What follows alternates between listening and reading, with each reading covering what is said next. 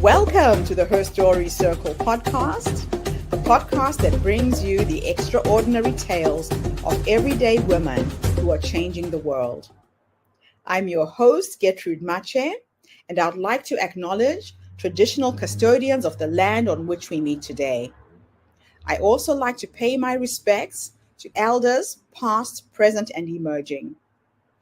Every week, we dive into the lives, challenges, and triumphs of women from all four corners of the globe. We're here to inspire, enlighten, and connect, sharing stories that uplift and empower. So grab a cup of coffee, settle in, and join us as we explore the incredible journeys of women shaping our future. This is Her Story, where every woman's voice matters. Hello, everybody, and welcome back to the Her Story Circle. This is Gertrude Mache here in beautiful Melbourne, Australia. And today I am graced with the presence of yet another fascinating young woman. Welcome, welcome, welcome to our tribe. Please tell everybody your full name, where you're based, and share your story with us today.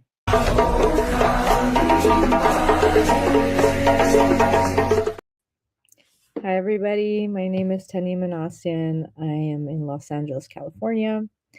And my story really begins when I adopted my dog, Lucy. She actually just turned 11 earlier this week. It was her birthday. And adopting her really changed my life in so many ways. I always wanted a dog growing up, but growing up in an immigrant home, we are Armenian from Iran, my family was not really used to having pets in the home. So I never really got a chance until once I came home from grad school. And so once I came home from grad school, I said, we really need to get a dog. I really want to adopt one. So that really began our journey. And I actually took my parents, and my mom was actually scared of dogs, believe it or not. And this was the first time she was around these puppies. So we went, looked at these puppies for adoption. And of course, my mom fell in love, as one would, imagine with puppies. And they came to our home. They came to our home to do an inspection, and they brought Lucy. Her name was actually Ginger at the time. All the puppies were named after Gilligan's Island's characters, so it was very cute. So she came over, and my mom immediately fell in love, and she just scooped her up, and that was the first time she had held a dog. And so from that day forward, for the past 11 years, we have had the privilege of having Lucy with us and loving her. And that really sparked a change for my life personally, because after about a year of being with Lucy and really having a close bond with her, I decided to become a vegetarian. And I was so closely bonded with her that my perspective of animals and the way we treat animals really changed. And so I started questioning why we were consuming some animals, using them for other reasons, and then also having animals in our home, and really thinking about what that meant for me personally. So I became a vegetarian. And about a year after that, I actually discovered some information about the meat and dairy industry, and I ended up becoming a vegan. So that really sparked my journey into veganism. And then Lucy also became my emotional support animal, which was very important. I was dealing with depression, anxiety, was just not doing very well. And so she really came into my life at the right time. I believe that everything happens for a reason, and that she chose us in a way, and that she really came to heal me. And we rescued each other in a way. So having that really strong bond with her, and going through some difficult times, that really inspired me to write a book and to teach other children. So I have my children's book here, Lucy Goes to the Gentle Barn. And it's really about um, having friendships with people who may look a little different than you.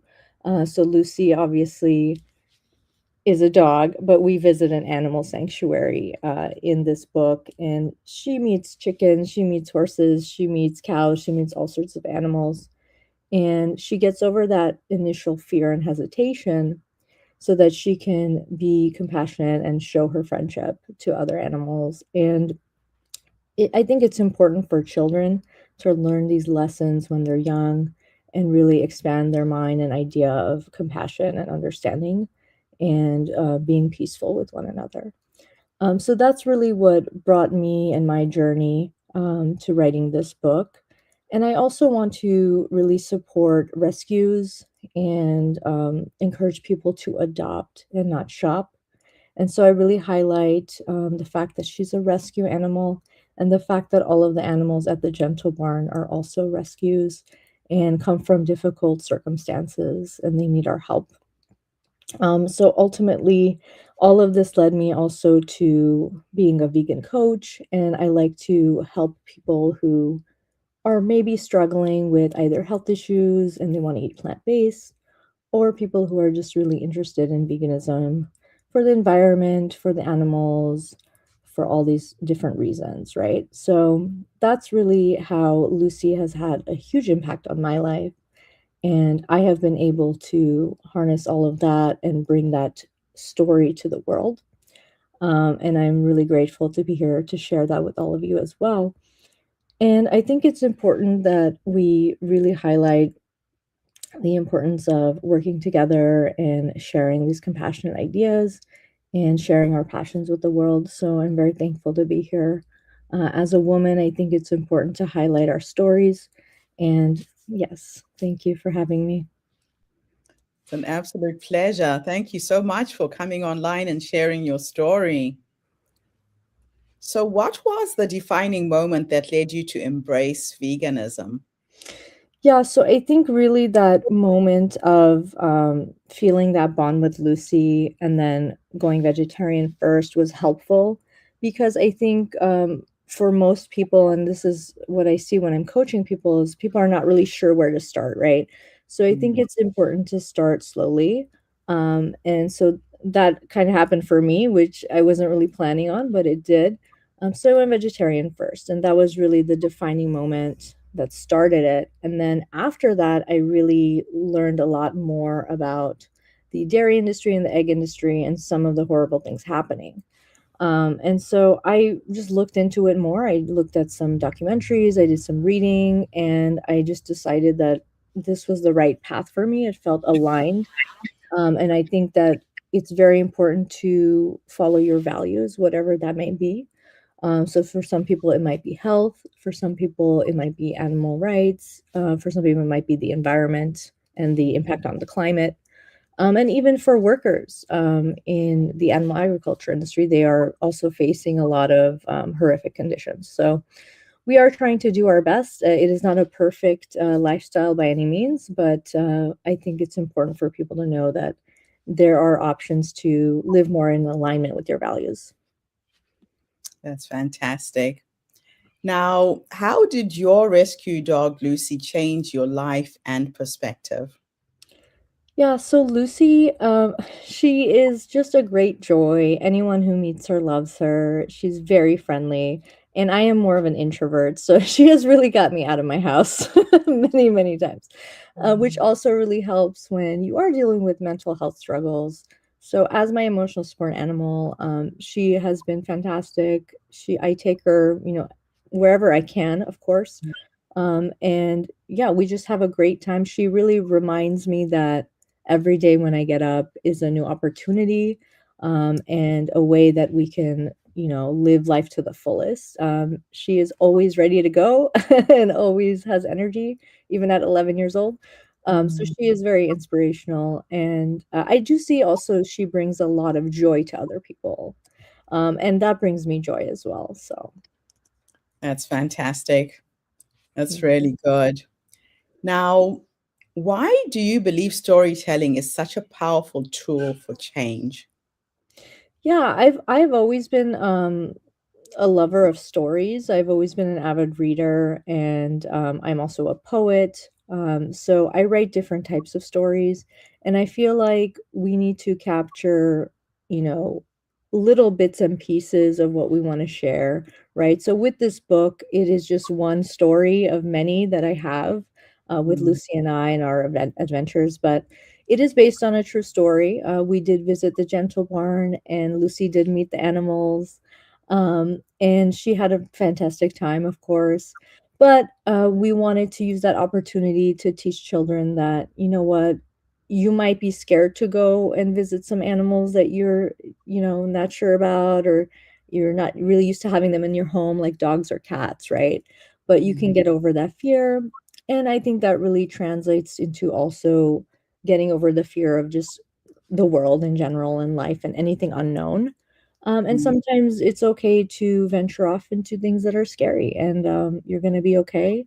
And in the end, she, has that friendship, and she builds that relationship. And I think that's really important to teach children. So, how can parents use storytelling to raise more compassionate children? Yeah, I think it's important for parents to source these different types of stories that they're looking for. So, like, if you know that your child loves dogs, you can look for books that have dogs in them. You can look for anything that might have some familiarity for them, or Mm, maybe even something that they're not really sure of. So if they are, like, let's say maybe they're hesitant of dogs and they're kind of scared, and you want to show them that actually you have more in common with this character because they are also going through similar experiences. And I like to use the anecdote of, like, taking my dog to the vet, right? Like, kids are also scared to go to the doctor, and animals are also scared to go to the doctor, right? So there are some, like, similar experiences. Obviously, it's not the same, but I think, it shows them kind of a bridge of, like, compassion and understanding of others, and then yeah. also that helps them to learn that, "Okay, I can also be brave." And so in the story, we really highlight that she's being brave and that she's, learning from others. And I think, for parents, it's important for them to source the right books that they're looking for. Mm. So, what are the biggest misconceptions about veganism that you've encountered? That's a great question. So I think one of the most common questions I get is that people fear that they're not going to be healthy, they're not going to get all the nutrients they need. And it's actually quite the opposite. As long as you have a well-planned diet, you're Mhm, going to get not only all the nutrients you need, but you're also going to reduce your risk of heart disease, type 2 diabetes, certain types of cancer, like hormonal cancers, mm, high blood pressure, and just really all sorts of things that, at least here in America, and we have really high numbers of those things. So I think people are a little hesitant, of course, because they're not familiar with it. We all grew up, especially for us in, like, immigrant communities, we grew up with specific types of food and specific things that we want to maintain. And I yes. think it's important to show people that you can actually recreate those meals, Mm, um, just with a couple of substitutes, right? And, like me, I don't wanna, never eat my Armenian food and Persian food again. So, mhm, of course, I'm recreating them, yeah. just with a few substitutes. And I think that's really important because a lot of people will come up to me and say, "Well, I'm, Filipino, or I'm Mexican, and, like, I can't be vegan," and that's not true. So I think we're at the point of, we have so many resources that we can give people and help people, Yeah. and especially just some cooking tips, right? That they can embrace that and really, like, showcase their culture. And also, we have a lot of plant-based foods. So just in our culture, like, if you look at the indigenous foods, they are very plant-based and very healthy. So I think also with colonization and with all of these things happening, we've kind of muddied the waters a little bit. So we do need to go back to basics sometimes and just Mhm. find those recipes that we want to make. So, how does plant based living connect to healing physically and emotionally? Yeah, great question. And, like, all of this really is a holistic approach for me, because, again, with mental health too, everything will help you. So if you're eating better, if you are exercising, if you are getting some socialization, right? We are social creatures, even me as an introvert. So we do have to get a little bit of everything and have a balance. Yeah. So I think getting things that are more, just supportive of also your gut health, because everything starts in the gut. So I Yes. think we're finding more and more that's new emerging research coming out that shows that thinking about your gut health is very important too. Mhm. So that's one thing.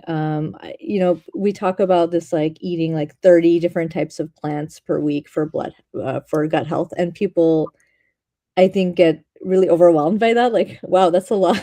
Sounds like a 30 lot. sounds Yeah. like a lot.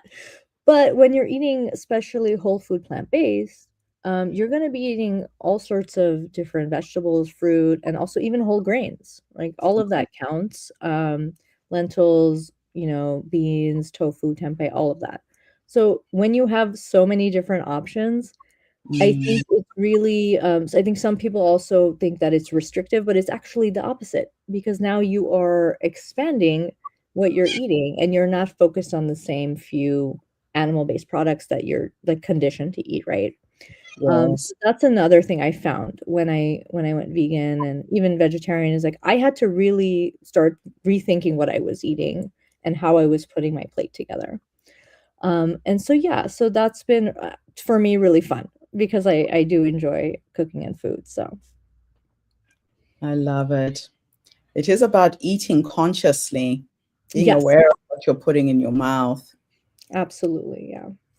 So, what impact do you hope your book will have on families and children? I'm hoping that people really resonate with the story. I think it's obviously just a very cute story, but also, you can see that Lucy really changes throughout the book. At first, she's scared, and at first, she's hesitant, but then she meets, for example, Lucy the cow, which is a real cow that we met at the Gentle Barn, and they have the same name, and so they have like familiarity and similarities, and so little things like that, I think, can also resonate with children because that shows them little by little, like, hey, there are people that maybe look different from you, but we're all the same. So I love it. yeah. That is so good. Now, how can someone begin their journey towards a more compassionate lifestyle? Yeah, I think really going back to your values, like I said earlier, is very important. So I like to recommend clients take some time and think about what those values might be, write them Mhm. down, make a list. I choose my like top 10 values and I have them written down literally and just have them with me all the time. So that's something I would recommend because when you start actually thinking about these things, then you realize, okay, am I choosing actions that are in alignment with the type of life that I want? And then Mm. you can start making some adjustments. So Yeah. maybe you want to do a meatless Monday and like slowly make some changes and you Mhm. see how you feel. So, Yeah, that's some really good advice right there. So, what role does compassion play in mhm. leadership and society today? Oh, that's a great question. I think we've seen a lot of pushback, unfortunately, on things like compassion, but I think we have to embrace it. And a lot of people might say like, "Oh, that's a weakness," and I don't think that's a weakness. I think it's a great strength to be able to understand other people, right? Yeah.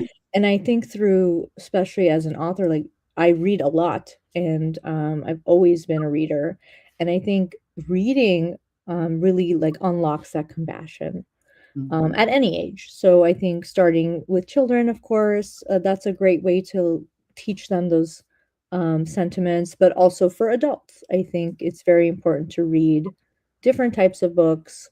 And in leadership, I think it's important because you will be encountering people from all walks of life, Mhm. and you may not understand them. You may not have the same life experience, That's but true. it is important to have like that commonality of the human experience and what does that mean, and just really translating that into how we are curious and asking questions of one another in a respectful way to show up.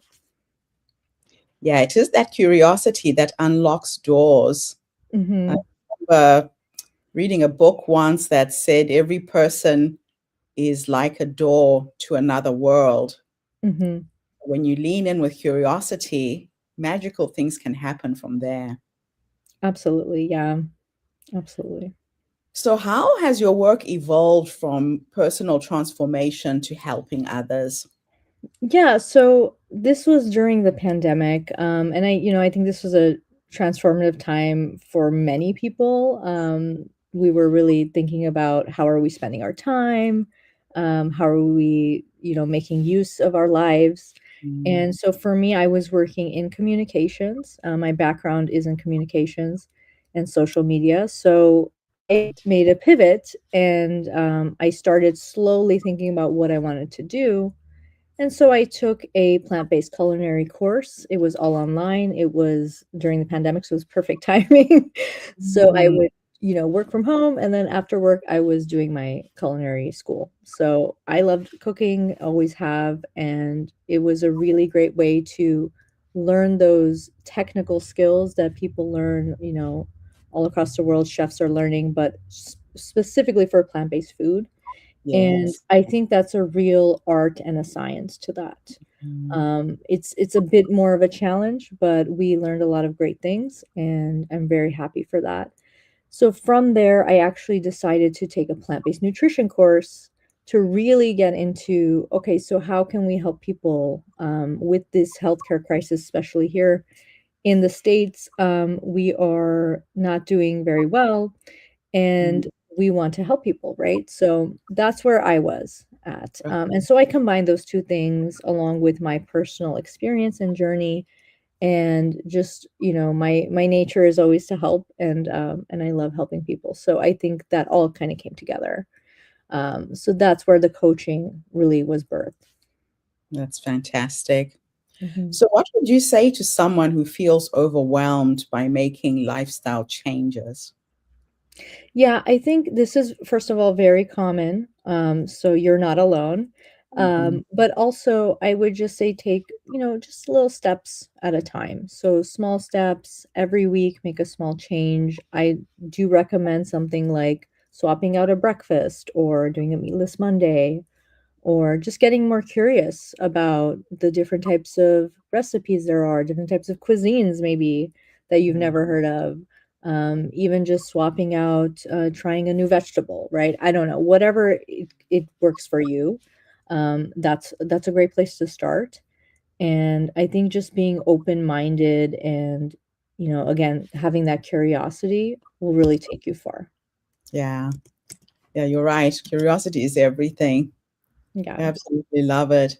So, if your story could create one global shift, what would it be? Oh, that's a great question. I would really hope that people would be more open-minded about plant-based food and also veganism as a lifestyle, and really beyond a lifestyle. It is a social justice movement, so there are roots in, ethics and compassion and all of these things coming together. And we are really rooted in total liberation for everyone, and that just happens to include non-human animals, as we like to call them. And so I think that just getting people a little bit more open-minded would help, because then we can have a conversation where everyone is like not as hesitant to, let's say, try something new, right? Yes, Yeah. I absolutely love that. Now, let me take you back. Mhm. We're going to have a little thought experiment. If I could take you back to go and meet the younger you, Mhm. woman who grew up without a pet, made a decision to connect with animals, and it's totally transformed your life by the sound of it. Yeah. If you could go back and give her three nuggets of wisdom based on what life has taught you up until this point, Mhm. nuggets of wisdom would that be? You know, that's a great question. I think the 3 nuggets of wisdom I would tell my younger self are just to be authentically you. So be very firm in your values and your beliefs and follow that. I think that will get you really far. And I think that will get you to a place of joy and contentment. And then I think also just continue to educate and learn. There's always something to learn, and I think again being curious and learning is really what life is all about. And also the last one would be to just be always open-minded as well. I think even for those of us who are in certain spaces, we kind of get really bogged down into like everything that we know, but we also want to be open-minded and learn from others. So I think that that's a constant in my life too. Absolutely love that. Next question is futuristic this time, and I'm going to teleport you into the future to go and meet the 90-year-old you. She's sitting in her rocking chair, surrounded by her family, your dogs, your cats, whoever's with you at the end. Mhm. We could teleport into the future to go and meet this wise woman who has led you up until this point. What will you say to her when you finally meet her? And Mm. I'll tell you the reason why I love asking women this question. A lot of women don't realize that the wise woman already exists within us, that she's that quiet voice that prompts you go left, go right, say yes, say no, get a dog, don't listen to what everybody has to say. Right, So you went down this rabbit hole not knowing it was going to totally change your life in so many ways, right? right, You tuned into that energy of wisdom. You didn't look outside of yourself, you went within. right. What will you say to your wise woman when you finally meet her? Yeah, to my future self, I would say the intuition that you have is on point for a reason. And really, that gut feeling that you have is leading you to where you need to be. And so there will be challenges, of course, along the way, but you have to always have, I think, faith that there is a greater purpose and that everything happens in the right time. I do believe in timing. And I, even with Lucy, I believe that she really chose us and she chose me to be her mom. And so I'm very thankful for that. Absolutely wonderful. Now, to go back to your parents, being an immigrant myself, I can Mhm. relate to their not growing up with dogs and having them in the home. I'm from Africa and I Mhm. am very, very scared of dogs because where I grew up, people use dogs as guard animals for their homes Right. if you near their gates. So I grew up in a black and white world. My mother and I would cross the racial line, go to the white neighborhoods to sell, and people would open their gates and let their dogs out on us. So I Wow. am terrified of dogs. I don't care how big or small it is, I will Right. not scare those animals. So I can relate to your parents. Right. Where are they now in this journey? And have they embraced their new fur grandson or granddaughter? Yeah. Yes, they've absolutely become grandparents. I call them grandparents. They love her so much that just that first moment, and I have this on video, which is funny, but that first moment that my mom just picked up Lucy in our kitchen as the woman from the rescue was sitting there, she had served her coffee and gave her like all these fruits and snacks as we do in Armenian homes for hospitality. But as she's sitting there, we witnessed this moment with my mom first picking up a dog, you know, for the first time. And that was Lucy, and she just fell in love. And from that moment, it has really transformed everyone in my family, including my brother, who was never afraid of dogs, but was never really into dogs, you could say. But now he loves her so much. He's very protective of Lucy. I love. Um, yeah. And so we've all just, she's melted our hearts. So this little animal has gone and transformed multiple lives. It's not Yes. just one. Yes, exactly. Absolutely love it. Now, where can people buy your book? Yeah, so the book is available in all major retailers, so Amazon, Walmart online, Barnes& and Noble online, and even Bookshop. And the title again, so people So, remember. it is Lucy Goes to the Gentle Barn. You can also find it on my website under books, so it's vegancoachtenny.com/books. Fantastic. Tenny, thank you so much for coming online and sharing this exquisite story. I'm pretty sure your book is going to bring a lot of love and joy to young children and families around the world. So everybody now knows where to get the book. And if anybody out there is needing support on your vegan journey, here is a coach who can support you all the way. Thank you so Thank much. you so much, Tenny. Thank And thank you. you to everybody who tuned in. The Her Story Circle is not just a podcast. We're a social impact movement that brings you the stories and voices of women from all over the world.